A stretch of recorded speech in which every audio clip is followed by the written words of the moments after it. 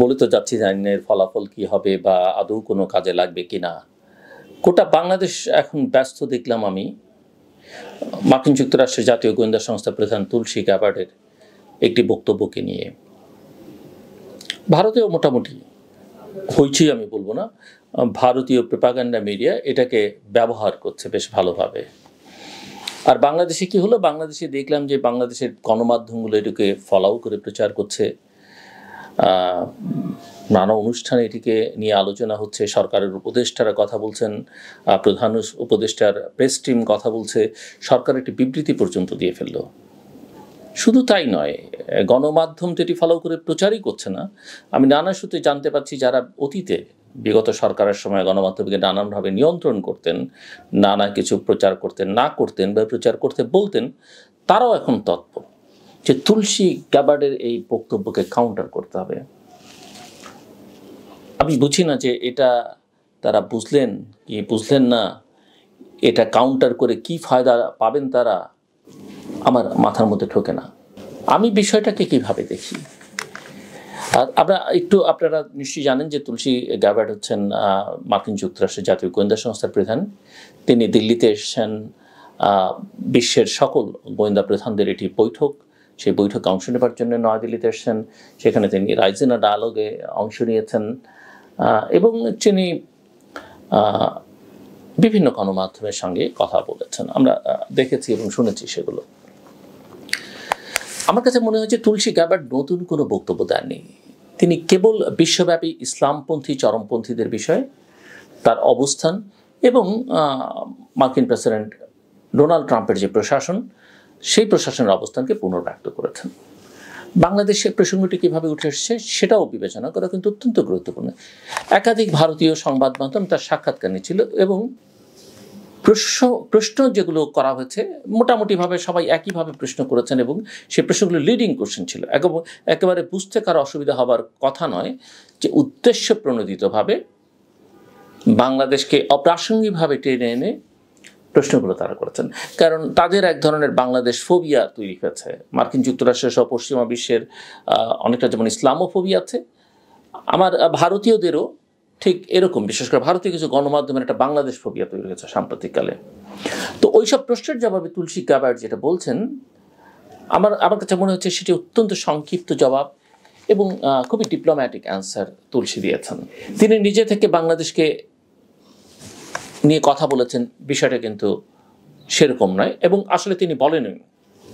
এবং একই সাথে তুলসী গ্যাবার্ডের এই মন্তব্য বা তার বক্তব্য মূলত ট্রাম্প সরকারের যে ইসলামোফোবিক প্রচারণার বৃহত্তর ধারণাটি সেটির সাথে সামঞ্জস্যপূর্ণ। এবং ট্রাম্প এবার যে মার্কিন প্রেসিডেন্ট হয়ে এই বক্তব্য বা তার প্রশাসন রাখছে তা কিন্তু নয়। এটি ট্রাম্প এর আগের বার যখন নির্বাচিত হয়েছিলেন তখন নির্বাচনের আগে থেকে মুসলমানদের বিরুদ্ধে তার একটা প্রচারণা ছিল। আর সেই 9/11-এর পর থেকে তো মুসলমানদের ব্যাপারে, ইসলামের ব্যাপারে এক ধরনের ইসলামোফোবিয়া গোটা বিশেষ করে পশ্চিমা দুনিয়ায় আছে, আমরা সেটি জানি।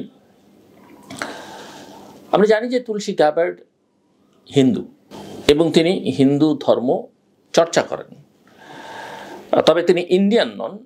তিনি বেসিক্যালি তার বাবা আমেরিকান, মা ইন্ডিয়ান এবং যুক্তরাষ্ট্রের নাগরিক তিনি। সেই অর্থে তিনি ভারতীয় বংশোদ্ভূত বলা যাবে না, মায়ের সূত্রে তাকে কিছুটা ভারতীয় আপনি বলতে পারেন। তবে এইসব ক্ষেত্রে সাধারণত ওই ধর্মগুলোকে অনেকেই চর্চা করেন না, কিন্তু তুলসী গ্যাবার্ড অত্যন্ত সচেতনভাবে তিনি হিন্দু ধর্মের চর্চা করেন। হিন্দু ধর্মাবলম্বী গ্যাবার্ড, কেউ কেউ অবশ্য বলেন যে তার ইসকনের সঙ্গে একটা সম্পর্ক আছে। হিন্দু ধর্মাবলম্বী গ্যাবার্ড হিন্দু, খ্রিশ্চান এবং বৌদ্ধদের উপর নির্যাতনের কথা বলেছেন, কিন্তু তিনি বিশ্বব্যাপী হোক বা ভারতের অভ্যন্তরে মুসলমানদের উপরে নির্যাতনের বিষয়ে কোনো কথা বলেননি। এটা বললে তিনি ভালো করতেন, সকলের কাছে একটা গ্রহণযোগ্য বক্তব্য হিসেবে তার বক্তব্যকে উপস্থাপন করতে পারতেন। এর থেকে বোঝা যায় যে তুলসী গ্যাবার্ড কেবল সেই কথাই বলেছেন যা সাক্ষাৎকারদাতা মানে প্রশ্নকর্তা তাকে বলতে, সাক্ষাৎকারদাতা নয় আসলে প্রশ্নকর্তা তাকে বলতে প্ররোচিত করছিলেন। তার মন্তব্য থেকে বোঝা যায় না যে মার্কিন প্রশাসন বা নীতি নির্ধারকরা বাংলাদেশ সম্পর্কে বিশেষভাবে উদ্বিগ্ন। এটা তুলসী গাবাটের কথায় আমার কাছে মনে হয় না যে, হ্যাঁ, যে কোনো প্রশ্ন করলে কিছু কথা তো 1-2 লাইন বেশি বলাই হয়ে যায় অনেক সময়, সেরকমই কিছু একটা হয়েছে আর কি।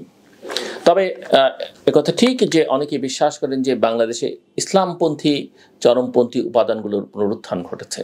এই উদ্বেগ কেবল দেশের মানুষই নয়, বরং পশ্চিমা বিশ্বের পর্যবেক্ষকরাও, যার মধ্যে রয়েছে মার্কিন যুক্তরাষ্ট্র, ইউরোপ এবং ইউরোপীয় দেশগুলো।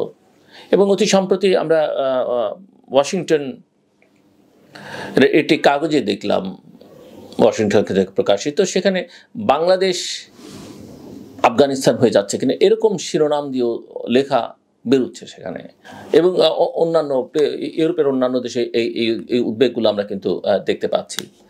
সো এই যে পুনরুত্থান, যেটা ইসলামপন্থী চরমপন্থীদের পুনরুত্থান, এই পুনরুত্থানের দুটো দিক রয়েছে। আমি এই চরমপন্থীদের ইসলাম পন্থী বলা কিন্তু একটু মুশকিল, কেননা আপনি যদি ইসলাম দেখেন বা কোরআন দেখেন, ইসলামের যে মূল জায়গাগুলো, সেখানে কিন্তু চরমপন্থার কোনো সুযোগ নেই।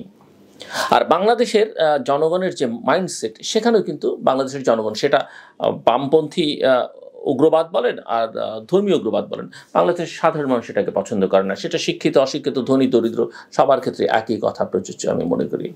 সো যেটা হয়েছে যে, প্রথমত আমরা লক্ষ্য করেছি যে গত 15-16 বছর ধরে ইসলামপন্থী বা চরমপন্থী গোষ্ঠীগুলোর এই গোষ্ঠীগুলো উল্লেখযোগ্য একটা চাপের মধ্যে ছিল, যার ফলে তাদের দৃশ্যমানতা কমে গিয়েছিল। আবার এই কথাও ঠিক যে এই ধরনের প্রতিষ্ঠানগুলো, এই ধরনের শক্তিগুলোকে আমাদের গোয়েন্দা সংস্থাগুলো এবং যারা যখন ক্ষমতায় ছিলেন তারা ব্যবহার করেছেন।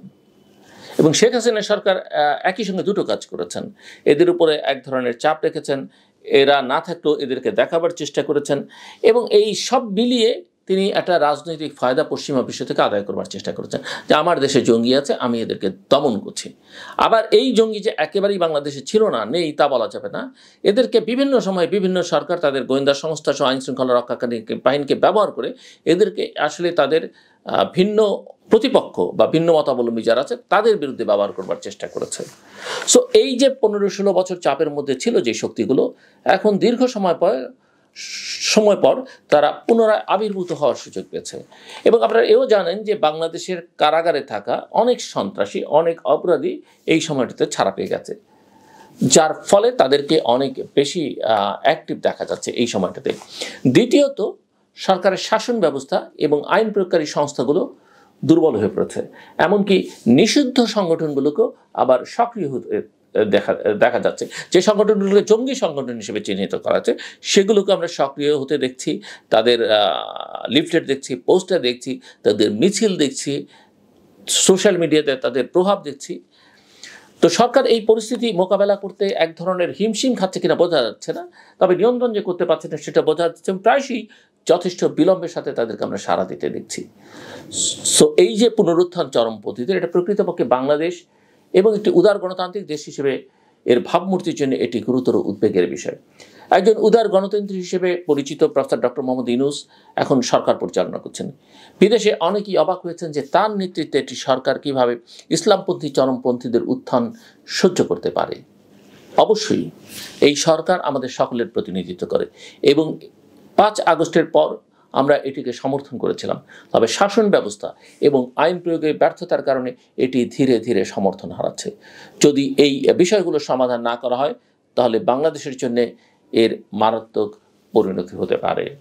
আমি দৃঢ়ভাবে বিশ্বাস করি যে যত দ্রুত নির্বাচন অনুষ্ঠিত হবে এবং জনপ্রতিনিধিদের কাছে ক্ষমতা হস্তান্তর করা হয়, সেটাই বাংলাদেশের জন্য কল্যাণকর হবে। না হলে বাংলাদেশ জাতীয় এবং আন্তর্জাতিকভাবে গুরুতর চ্যালেঞ্জের মুখোমুখি হবে।